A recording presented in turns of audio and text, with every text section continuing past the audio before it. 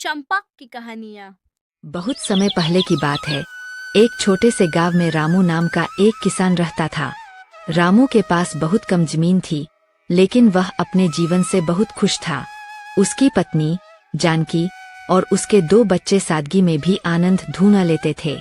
रामू का मानना था कि मेहनत से कमाया गया 1 रुपया बिना मेहनत के मिले 1000 रुपयों से बेहतर है।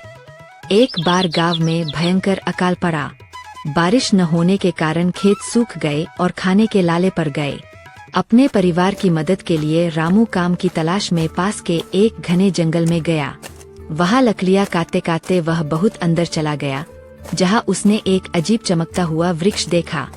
जैसे ही रामू उस वृक्ष के पास पहुँचा, एक भारी आवाज गूंजी, हे मानव, तुम यहाँ क्यों आए हो? रामू डर गया, लेकिन उसने साहस जुटाकर अपनी गरीबी और गांव के अकाल की बात सुनाई। वृक्ष, जो कि एक कल्प वृक्ष, इच्छा पूरी करने वाला पेड़ था, उसकी सच्चाई से प्रसन्न हुआ। वृक्ष ने कहा, मैं तुम्हारी मदद करूंगा। जब भी तुम इस वृक्ष के नीचे बैठकर कोई एक चीज मांगोगे, वह तुम्हें मिल जाएगी। लेकिन याद रखना, लालच इंसान का सबसे बड़ा दुश्मन है। रामू ने पहले दिन केवल अपने परिवार के लिए भोजन मांगा। उसे तुरंत ताजा और स्वादिष्ट भोजन प्राप्त हुआ। वह घर लौटा और अपने परिवार के साथ मिलकर खाना खाया।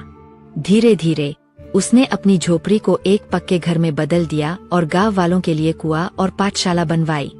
गांव के लोग रामू की तरक्की देखकर हैरान थे।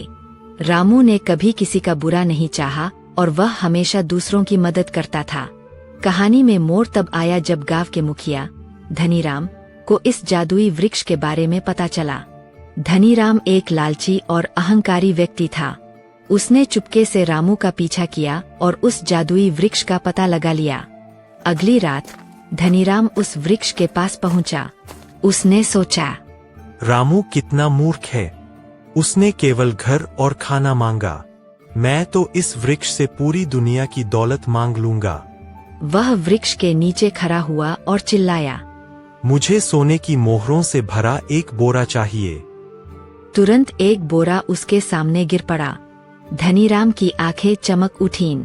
उसने फिर मांगा, मुझे 10 और बोरे चाहिए।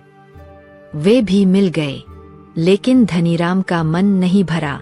उसने मांगा, मुझे इतना सोना चाहिए कि मेरा पूरा घर सोने का बन जाए।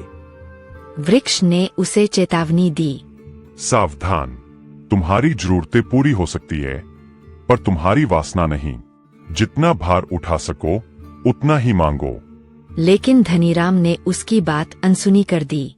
उसने क्रोध में कहा, तुम बस मुझे सोना देते जाओ, मैं उसे संभाल लूंगा।